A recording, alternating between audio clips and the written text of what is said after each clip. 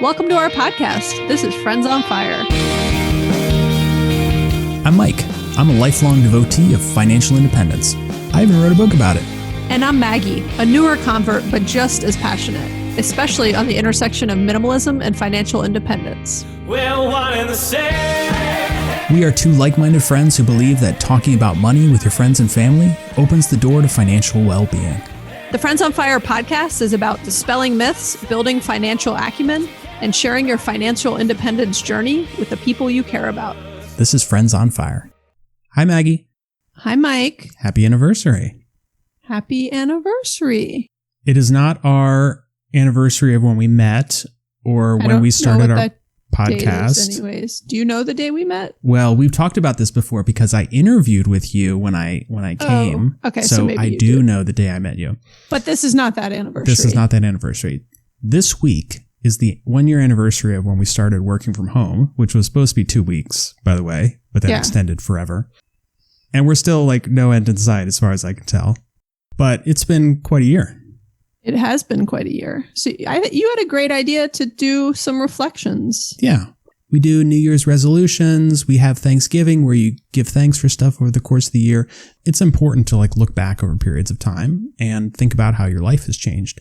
And so we don't want to make light of the pandemic because it has been devastating for people globally. There are millions of people who've lost their lives, many tens of millions or hundreds of millions of people who have lost their jobs and livelihoods. But I think it's important that during periods of difficulty and massive change. Yeah. It's good to reflect and see how your life has changed and see how you want to pivot and where you want your future life to go. So that's what we're going to talk about. We're going to talk about some of our reflections on the past year. And I like your comparison to New Year's resolutions and, giving thanks and other things. We even do this at work. We call them postmortems, but after a big project, we'll take some time to reflect and say okay, what worked, what didn't, how should we do things differently? And I think this is a great thing to do. And I know sometimes I have a habit of repeating and reinforcing something that you said. I was actually listening to a podcast. I can't remember what it was on. He was on Dak Shepard's podcast, and he was interviewing someone who wrote a book about culture maps and different things, and was saying people in the US like to repeat what other people said. And that's a very US specific thing. Mm-hmm. And I was oh, great. I'm right on point.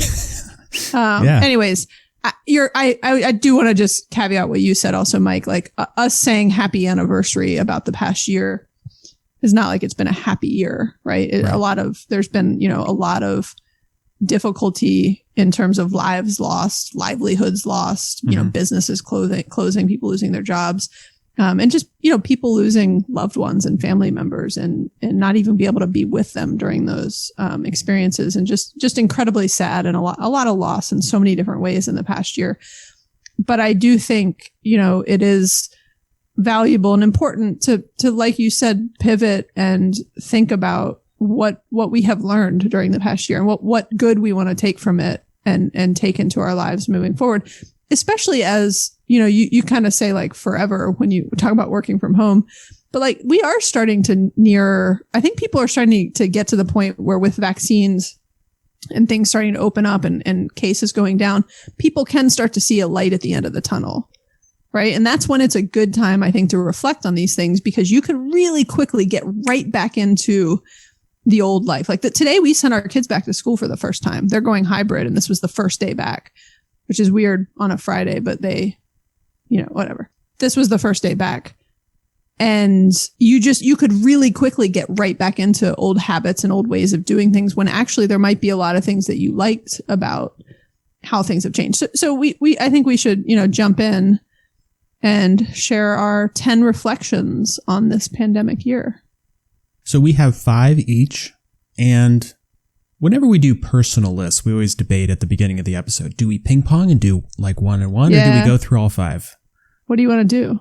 Let me just go through all 5, but I would like your thoughts on some of these because I think there's going to be a lot of overlap and shared experiences. Yeah, and I actually was going to joke it might be more like 7.5 reflections, because some of our reflections were the same, right? Yeah. We did them separately, but then I went back and read yours, and I was like, oh, I make that same point with much less brevity than you had. Yes. I'm looking at our show notes right now, and I purposely did not scroll down to see yours. Don't but now scroll down. Yours is like Don't 2 scroll pages of notes. It's just reminders for myself that I like to, I'll lose my thoughts if I don't write them down. All right, let's get started.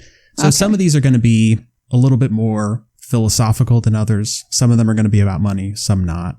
But I wanted to just give you 5 things that were important to me when I was writing this list. The first one is that I have learned that it is important to identify little rewards for yourself, even if they cost money. And you call this self-care. Did you say even if they cost money? Even if they cost Look at money. you, Mike. So self-care is a real thing.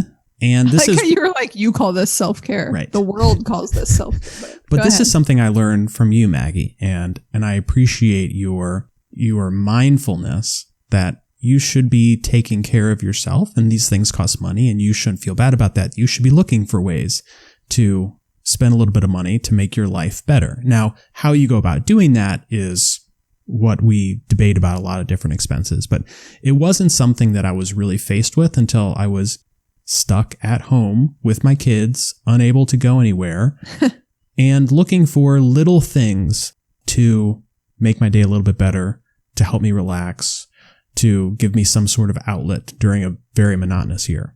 What were some of those little things? Like, give me a couple examples. I think food was probably the biggest one, both ordering out, which we did a little more frequently, still like once every other week, maybe. So don't get any ideas. You that I was guys doing are this every wild, day. I know, Mike. it's crazy. But also at the grocery store, I think we'd start buying some things that we normally wouldn't, or we would buy some Like wine hard or seltzer. beer. Yeah, hard seltzer. we bought that alcohol. advent calendar hard seltzer thing. We bought 2 of them from Aldi when they were down to $15. Yeah, a lot of these involved alcohol. I'm going to be honest with you guys. But $15 here or there, or even $50 or $100 can make a really big difference. And I would just say that moving past the lockdown and past the pandemic, this won't be something that I do every day, but I hope to continue this because I see the value in it. All right. Number 2, and this one's a little more philosophical, I guess. I commented to you in a very early episode when we first started, was that I was kind of hopeful and optimistic that this shared experience that we were all having, it was during the first couple weeks when everybody globally was locked in their apartments and people were like singing from their balconies and cheering frontline workers and all that sort of stuff. And it seemed like there was a lot of solidarity, and it felt kind of good that we were having this shared experience through this struggle. But what happened is very quickly, political partisanship, racial tensions, all that stuff bubbled up and kind of exploded in a much more noticeable way than previously. And I thought that was a little disheartening. Yeah, I'll add to that in a minute when I give one of mine on just my thoughts there, but I don't want to take us too far off while you keep going. The other thing that I think is worth noting, Mike, for anyone who out there who's like, how come Mike's not letting Maggie go first with her 5? Mike should always go first when we do things like this, because if I go first, I'll take the entire time and I'll talk, and then he won't. And then I'll be like, oh, that was really long. You have like 30 seconds left, Mike. Do you want to add anything? So Mike has brevity, which I lack. So I like to let Mike go first because he'll be efficient, and then I can drone on for the rest of the episode. Thank you. Keep going. I appreciate that. Number 3, working from home has exposed the ridiculousness of the traditional office model. And one thing that I've always kind of felt that it was silly, but it was just so common globally, and especially in the US, like I never thought to question it. But now that I look back, the idea of like getting dressed up in your business attire and like sitting in your car for an hour, and like, it is silly considering how basically nothing has changed as far as what I do on a day-to-day basis and how I interact with people. I agree with you. And I actually, when this is like, I'm making light of this. This is a joke, everyone. But when everyone had various like conspiracy theories of, what governments could have released coronavirus for, to do harm, all these other the different theories, I was like, somebody with a really long commute released this virus to show that like we could change the working model across the world. And I'm 100% joking when I say that. And I don't mean to make light of all of the lives lost over the past year. But I agree with you on the traditional office model. It is ridiculous. And this has been a really like forced experiment, a forced exercise to show what would it be like if all of a sudden people that didn't have to be in person could try to work remote. And it's working for a lot of people. It's working really better. Many companies would argue it's working better. It's lowered their cost and productivity is actually up. Yeah. I look forward to what I believe will be a renaissance of new models of employment. I already know people who have been hired into permanent remote jobs, and the expansion of technology that we've seen just in the past year has been astounding. So I think it's going to continue and really change the way the world works.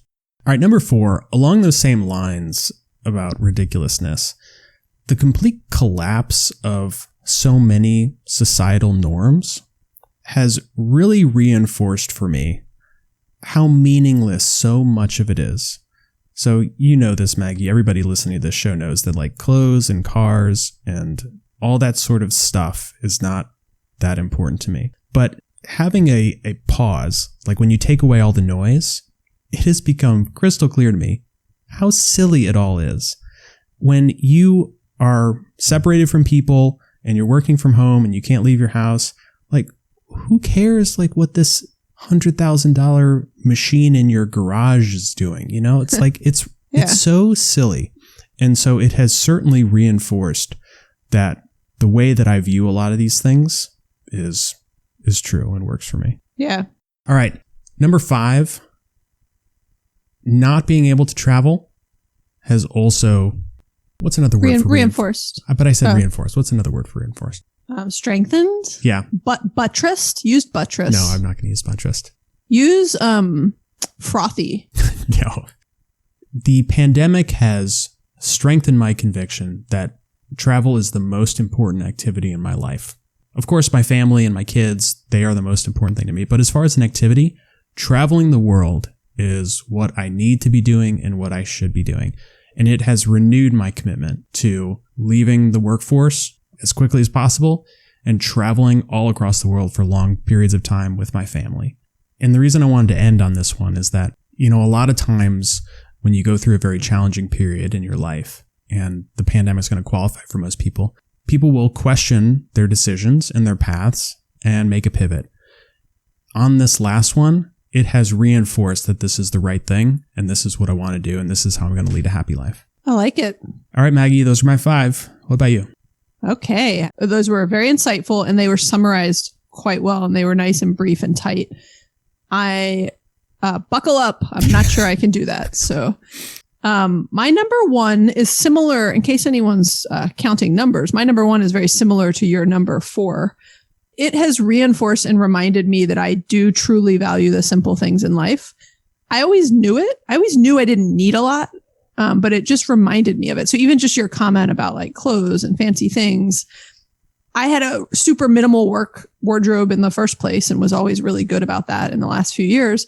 But it just reminded me that it reinforced all of those things to me.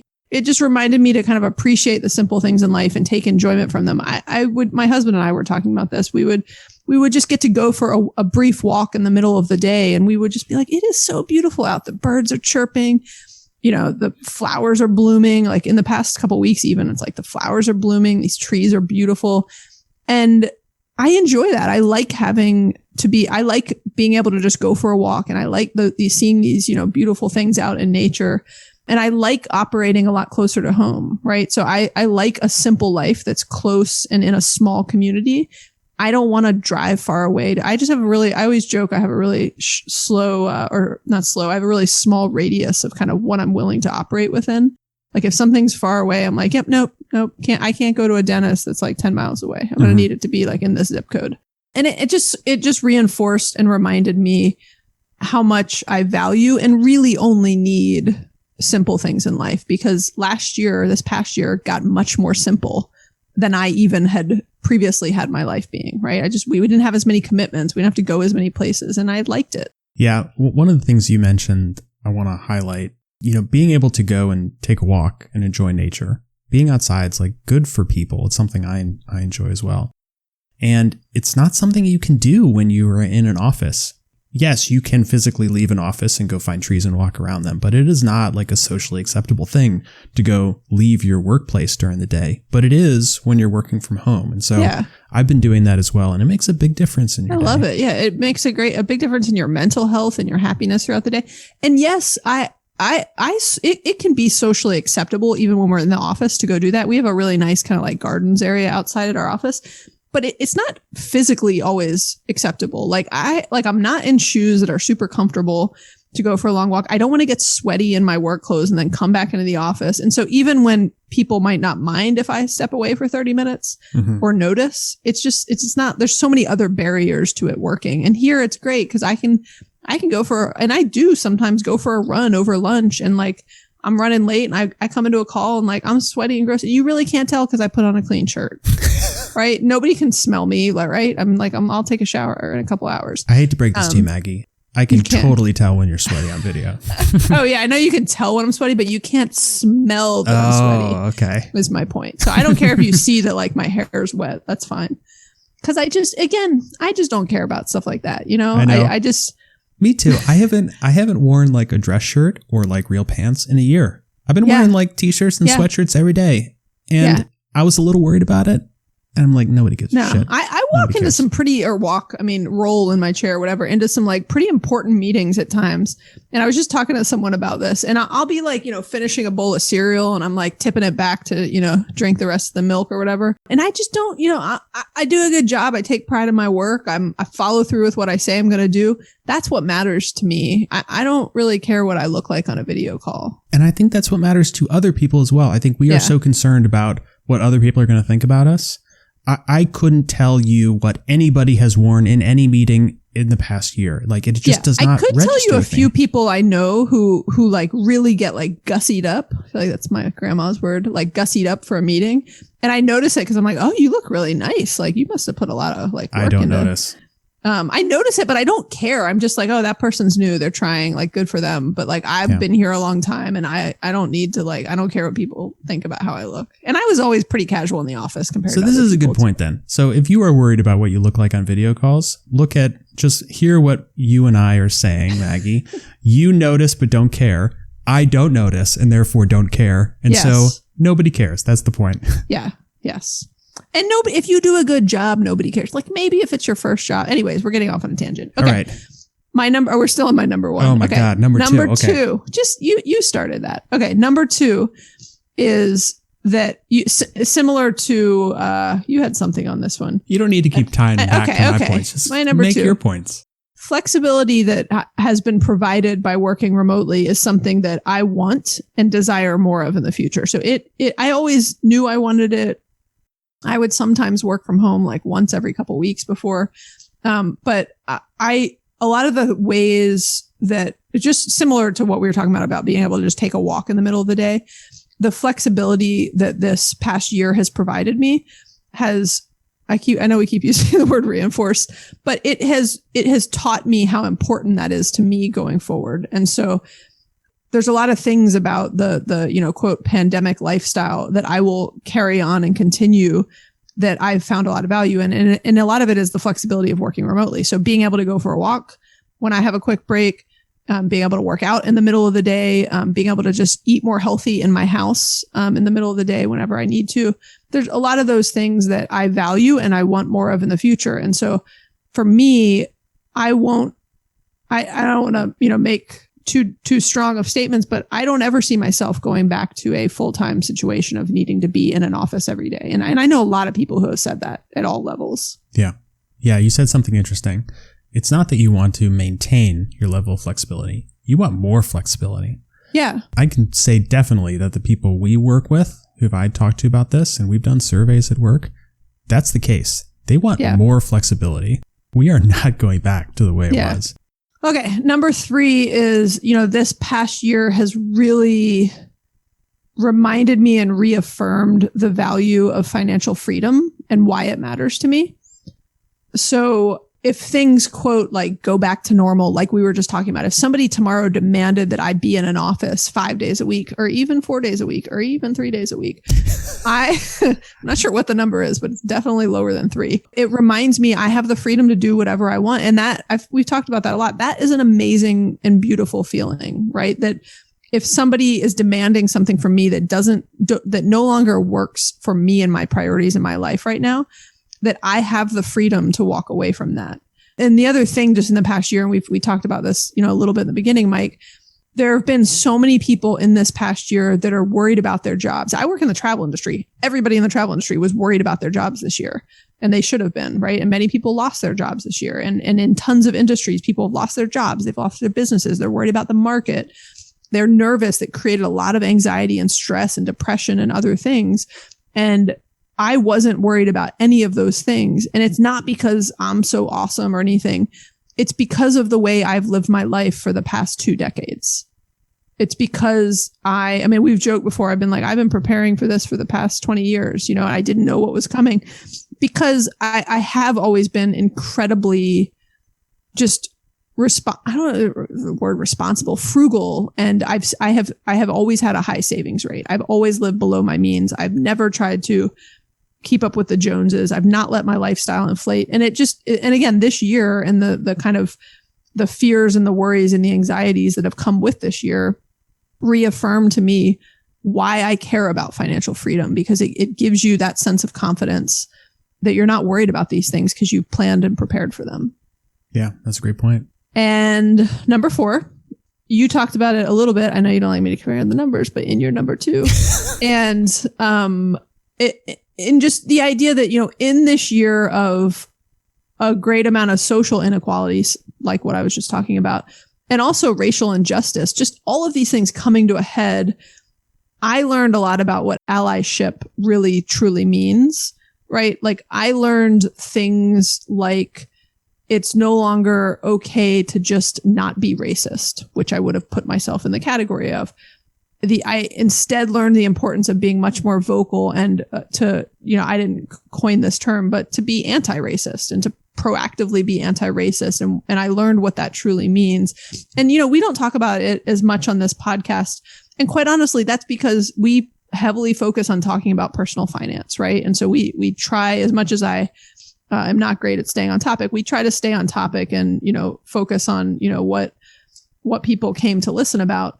So we don't talk about that as much on the podcast, just given the reality that we do focus more on personal finance. And so we just don't, there's so many topics happening in the world. We don't dive into all of those things, but it is something that I am heavily focused on in my professional life with my children and the discussions we're having and how I'm raising them, and just in other areas of my life. And with the podcast, it is important to us that we create a very inclusive podcast and a sense of belonging for everyone that might want to listen and engage on these topics and with this podcast. And we certainly are at a certain, point in our life. And we've had a lot of, both of us have had a lot of privilege throughout our lives.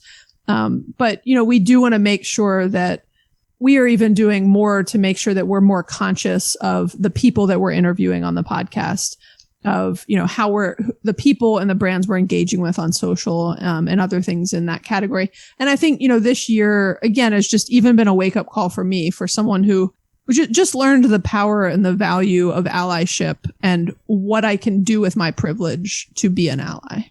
Those are all great points, Maggie. And I feel very similarly, there hasn't been a lot of room for people to get distracted by issues that are plaguing definitely the country, but also the world. And so for as terrible as the past year has been, it has also given the opportunity to put a spotlight on some very important things that need fixing.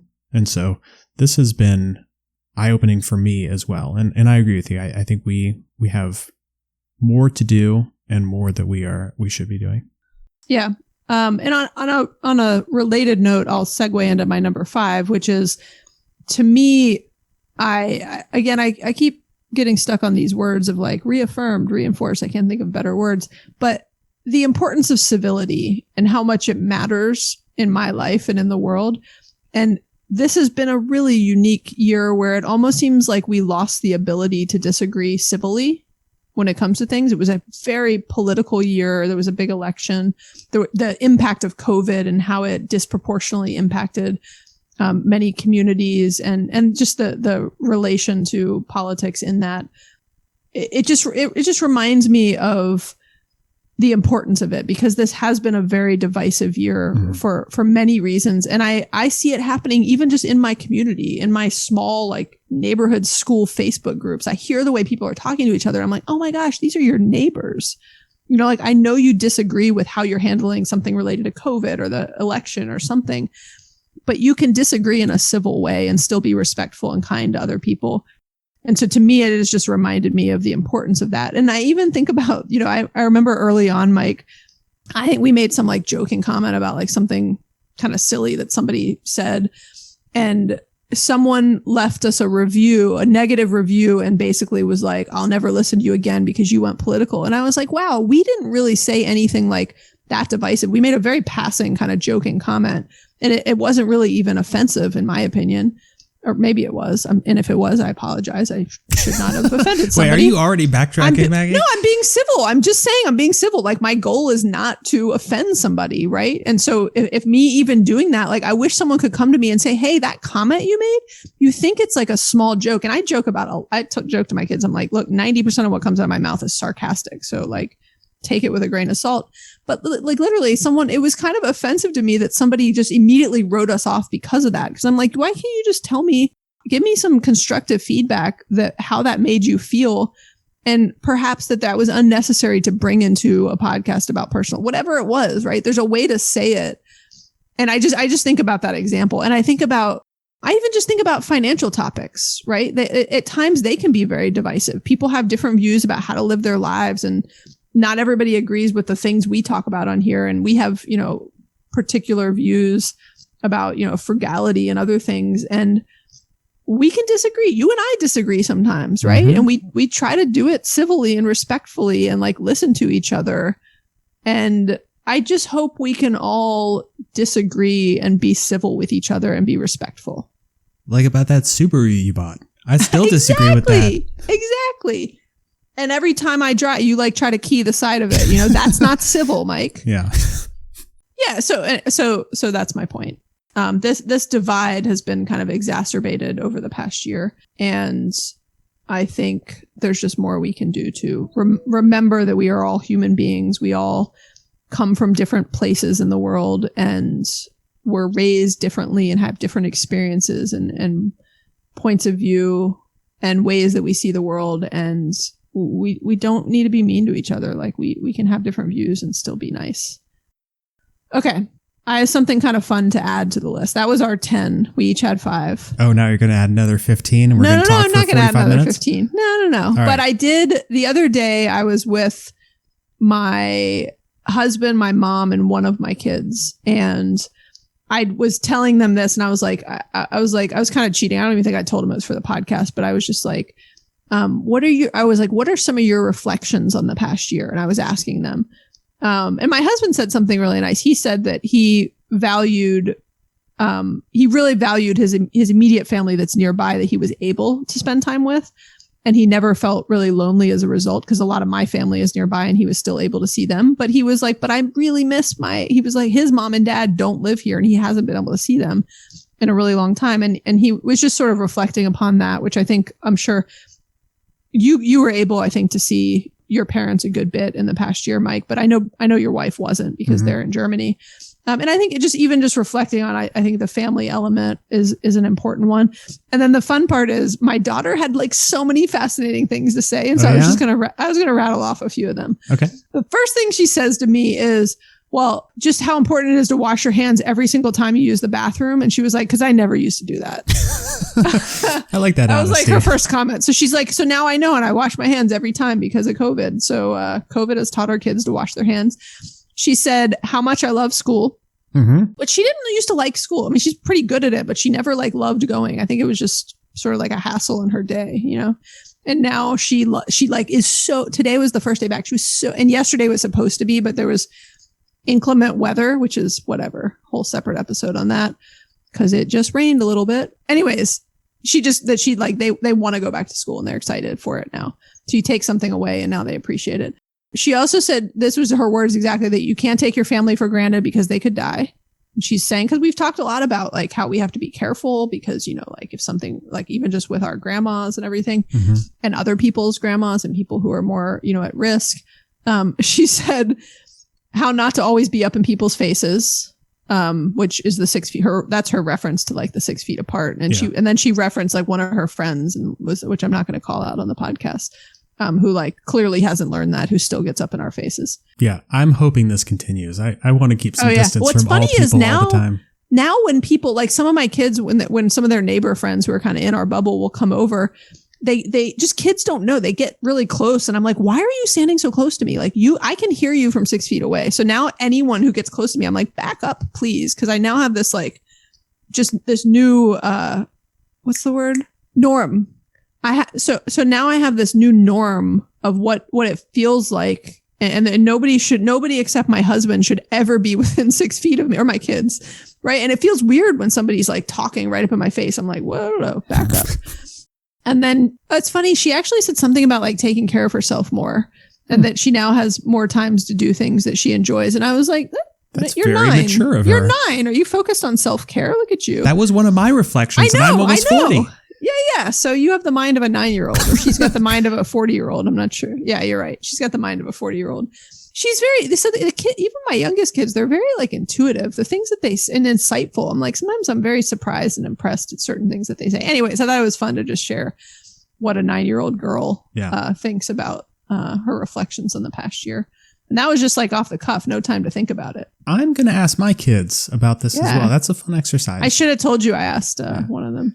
But this is also a good way to kind of wrap up our show, where we should encourage everybody to be reflecting on their year, both, you know, personally and financially. And we'd really love to hear from everybody. So let us know what reflections you have and we'll read them on our next show. We would love to hear some of your reflections. And speaking of that, we have gotten a few comments from people recently, and we thought, we usually do them at the beginning, but we thought on this one, it might be good to just hit some of them at the end. Let's do it. And so we got a couple of comments over text and emails. So I'm going to read them about our mortgage episodes and our like buying house episodes, which are 2 of our most recent episodes. And one of them was saying, this is from Lauren, and she was saying another reason to consider a smaller down payment from her experience. Our realtor was trying to tell the seller's realtor that we are both teachers in the community and that they should take into account that consideration in the negotiations. But the seller's realtor responded the fact that we were making such a large down payment because, by the way, they had just saved aggressively for years. The fact that they were making such a large down payment meant that they could afford to pay more. And so she was basically saying they lost their ability to negotiate, and they because it looked like they had a bunch of money because they were putting down a big down payment, which wasn't really true. They have very small salaries. They are both teachers, and they were basically saying we definitely sense the large down payment made them less willing to negotiate with us. We definitely sense that large down payment made them less willing to negotiate with us. And so she was just saying that's another reason that you might want to consider a smaller down payment, not smaller than 20%, to be clear. They were putting down more than 20%. Let me ask you a question. Do you have to disclose your down payment when you make an offer on a house? I think you do, because I think it's part of the offer. So when every offer I've made, it shows how much we're putting down. And I think part of it is because it's I'm not positive actually, but I thought some of it is related to their comfort level of you being able to follow through with the loan. Yeah. So when they see that you're only putting 10% down and that you're going to have to, it's going to take a lot more for you to qualify and all these other things, they might get another offer that's got 30% down or that's all cash. I know they know when it's an all cash offer. So, I mean, I think the percentage down is always part of in my offer letters, it was in there. Okay. But that's a good point. They really shouldn't have to know. And you know what you could do is you could put 20% down in the offer letter, but then as you're working with the closing attorney and everything else, you could say, hey, I'm going to put in another $50,000. Right. You could change it later and then they wouldn't ever know about that. Right. That's a good point. So yeah, it is a good point. And then also the other thing that this same person said is, did you know that in some really competitive real estate markets like San Francisco and Seattle are 2 that she was aware of, that buyers cannot do inspections often, which I was familiar with this. It's not that they can't, it's that sometimes the seller will do a pre-inspection, but they get so many competitive offers. It's so competitive that there's so many other people that are willing to buy it, saying no contingencies. I will just buy it as is. That anyone who comes in and their offer includes an inspection, they're like, nope, I'll take the one that's, closing in 30 days with no contingencies. Another good point. And that there's no rule against this. So it's not like so it is a great point because you do not have the right to have an inspection. You can say most people in non-competitive markets or less competitive, less aggressive markets will say there's a contingency in their offer that says I want an inspection. And then if it, something comes out of it, I have the right to get out. So those were great points that we didn't talk about. And then we got another email and I loved it because the subject line of the email was oof. And this is from another listener named Abigail. And she mentioned a couple things. She said one regarding a 15-year versus 25 to 30-year term for people who have variable income. Doing the longer term can be very helpful in reducing anxiety and making that payment. My husband's the breadwinner and sometimes he makes bank and then sometimes he gets nothing. So he has variable income point. And so having that peace of mind can mean a lot. And so although they pay extra every month, knowing that if they had a bad couple of months, they can still make the payment is worth it. I 100% agree with Abigail. And I mentioned this example really briefly with a friend of mine who was asking, and they were getting a really similar rate between a 15-year and a 30-year refi. And it was the 30-year was still such an amazing rate. And this person also was a little bit worried about some variability in income. And I was like, yeah, take the 30-year and just pay it off more aggressively when you can. And then just like she said, it reduces the anxiety. And so if you have any kind of fear on that, there are still ways to get the benefits of a 15-year mortgage. Usually back when rates weren't this low, though, it used to be that you could get a 15-year mortgage that was like at least a percentage point lower. So you wanted it just to lock in that better rate also, which is a little bit less of an issue in the last few months, but that's rare that rates are this low. She also thanked us for recognizing fur babies and how important that is in owning a house, which is a great point because you're right. A lot of people, like I'm even dealing with this with renters because some landlords like don't allow animals. And a lot of people want to move into a house so that they can have animals, which you can't often have in certain apartments and other places that you're renting. And then she commented on our references to oof, which I was talking about with my middle schooler. Mm-hmm. And she was saying that's actually, she's from Minnesota and that's a common saying or expression as long as she can remember, which I had not heard. And then she told me a new one, that I could use with my daughter, which was oofda. Do you think that's the way you say it? I have no idea. Oofda. It was spelled. Also, I thought oof was spelled OOF. She spelled it UFF, and I'm going to go with her spelling because I think she has. She seems like an expert. She seems like she has way more history with the word oof than I do. So, her email was super frothy. Just kidding. I don't know if that was the right use of frothy. But I love all these new words we're using like frothy and oof. So thank you for the comments. We really do appreciate when people email us or text us or leave a voicemail because it helps to point out certain things that we often can only talk about so many things in, 30 or 40 minutes. And so we're not able to hit every single little piece as much as I like to give a lot of context. So it helps when people, point out certain things and I enjoy reading them and I know we both do. So thank you for taking the time to reach out. If you've been challenged or inspired by what you've heard, please rate and review. You can also subscribe to make sure you never miss an episode. If you do have any thoughts or questions, we would love to hear from you. And you can always leave us a voicemail or text us at 404-981-3370, or you can hit us up on Instagram or Facebook. You can also send us an email through our website, or you can always just email Maggie at friendsonfire.org. Okay. All right. Thanks, Maggie.